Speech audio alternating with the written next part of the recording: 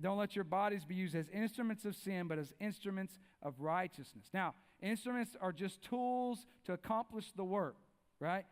That's what an instrument is. A sculptor uses a chisel to create a statue. Painter uses brushes to paint walls, so on and so forth. Musician has an instrument. A baseball player has a bat. Like all of these things, like these are instruments used from the person to do one thing or the other, right? Now, instruments can be used for bad causes, right? Baseball bat can be misused, not as baseball, but as a weapon.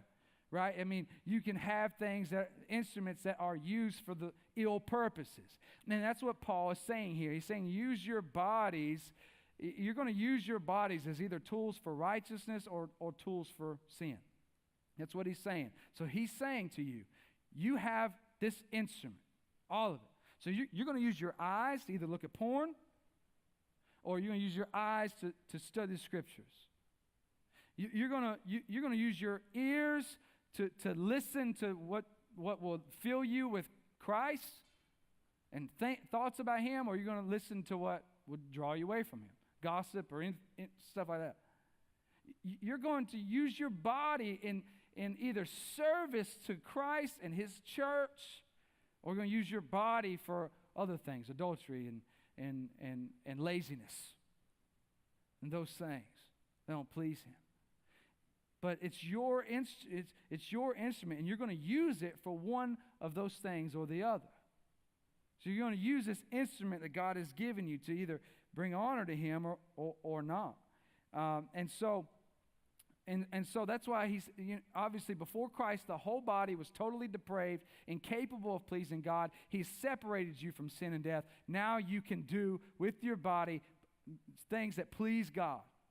You can do things that transform your mind. You can use your heart, your lips, everything that God has given you, your eyes, your ears, your heart, your soul, every part of you can be spent on the righteousness of God. Or it can be spent on sin. And again, the only way it's going to be spent on sin is if you climb in the lion cage. You have the ability, God has given you the ability, He has made you a new life to come into God, to choose God. Now, I think it's important here the way he ends this thing. Because the way he ends this passage, he's saying that we live to honor God because you're not under the law. Now, we talked about a couple weeks ago, maybe it was last week, that people abuse grace, right? They say, well, if God has saved me, I can do whatever I want. Which is true, but if you are saved by God, what you will want to do has changed. You understand?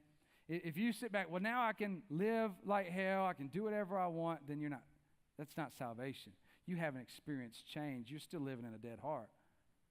But if you have been made alive to Christ, you have freedom under grace to do whatever you want, but what you want has changed. You have had spiritual eyes awakened. Your heart has come to life.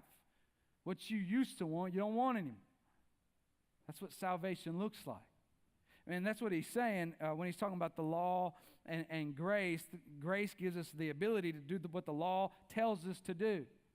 Right? So now if we are a people under grace, this is why 1 John says that His commandments are not burdensome. Well, how are the commandments of God not burdensome? They're not burdensome because they are our joy to do. It's what we want to do. This is how you know you are a child of God, because you want to do what your Father has laid out to do.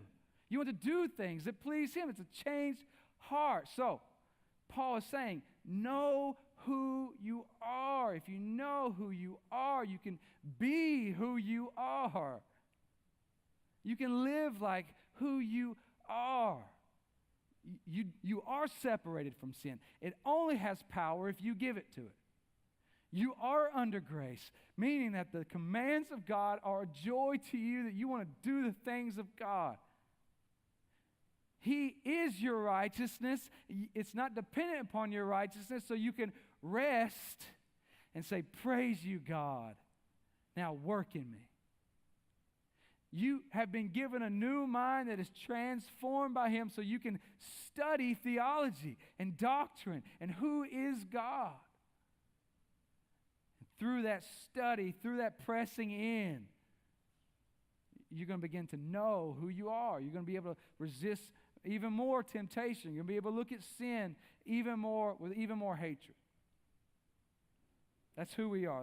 That's who we are. So you have to know who you are.